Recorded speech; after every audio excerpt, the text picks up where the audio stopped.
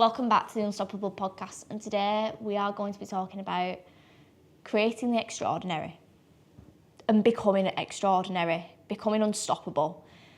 And I think if you've not listened to the other podcasts, definitely go back to the start, listen to episode 1 and listen to all of the ones up until now, because all of them have a factor into play into becoming extraordinary, to becoming unstoppable, and just becoming that genuine best self that you possibly can be.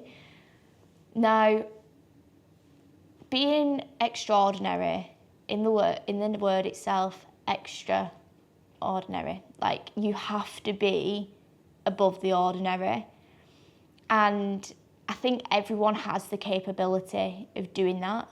You just have to tap into what it is you're going to be extraordinary in.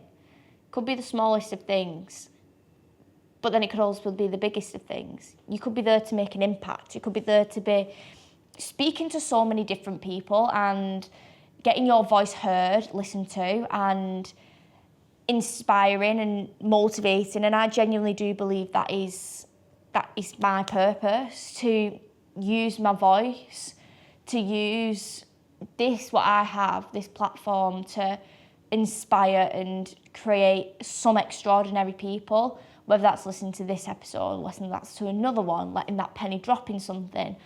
Like, I've got the potential to do that for you, and I think that's absolutely amazing. And it all comes back to, sounds very weird, and if you're not into this stuff, that's fine, but I am. And I love Reiki. Now, if you don't know what Reiki is, it is healing. It's a, what is the word for it?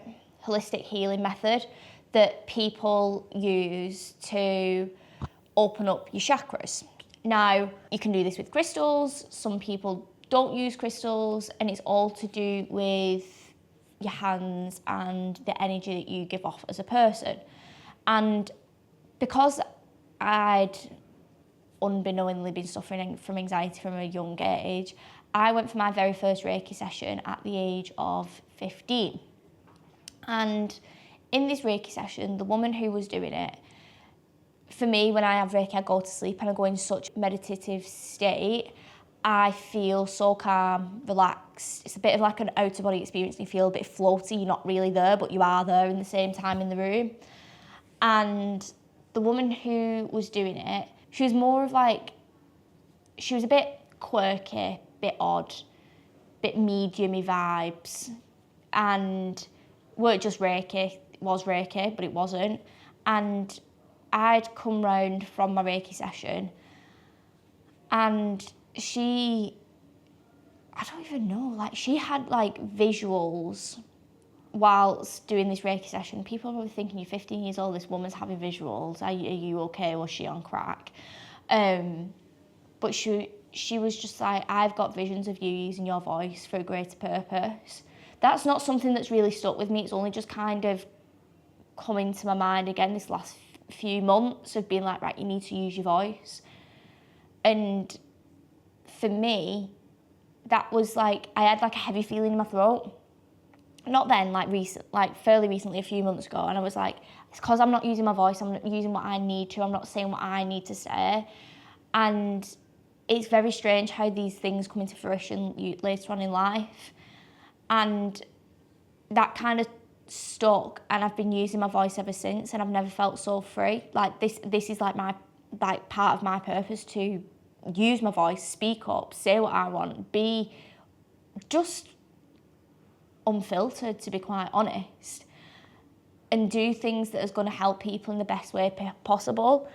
And when we're coming to the extraordinary part and the unstoppable part, you do just have to use your voice.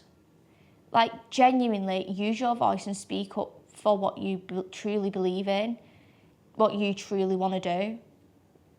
Past episodes, looking at your goals, are you aligned with that? If you're not, speak up, do something about it. And it's this constant reoccurring theme of you have to stand up, use your voice, change things, manipulate things into how you want it, and be that best version of yourself as well, without getting sidetracked on your sole true purpose and meaning and being that true self, and that's how you become quite extraordinary, because it's not just about doing the average, doing what everybody else is doing, because I think it's so easy now to kind of get swept in the tides of what everyone else is doing, what everyone else's like training's looking like, what everyone else's lives are looking like, what the ideal life is. Like, I'm in my 20s and like you look all over social media and then people are having these big extravagant holidays, they're like driving around in these like mad cars, they've got all these designer clothes or doing X, Y and Z, and it's easy to get sidetracked and think that's what you want, but for me, that isn't what I actually want. Like, I want to have a nice life. I want to be able to do the things that I want to do. And that is literally just being able to go on holiday, having a nice home, having a nice car, having that freedom to do what I want when I want it, which my business and high life coaching has enabled me to do on that side of things. But then when it comes to my own thing, like, I'm wanting to do the certain things that I'm wanting to, like reach the top levels in high rocks, like Elite 15, and get sub 17 pro women on solos and all of them goals, because I want to do that, because I know I'm truly capable of doing that. And I started high rocks because I wanted to start high rocks, not because everybody else was doing it. I wanted to do it because I wanted to do it for me. I needed to do it, not wanted, I needed to do it for me. And everything I've done it because I wanted to, not because someone else says that's the right thing for me. Yes, obviously go speak to your circles, speak to your family, do what you need to get that thing that you need to just have like a little bit of reassurance.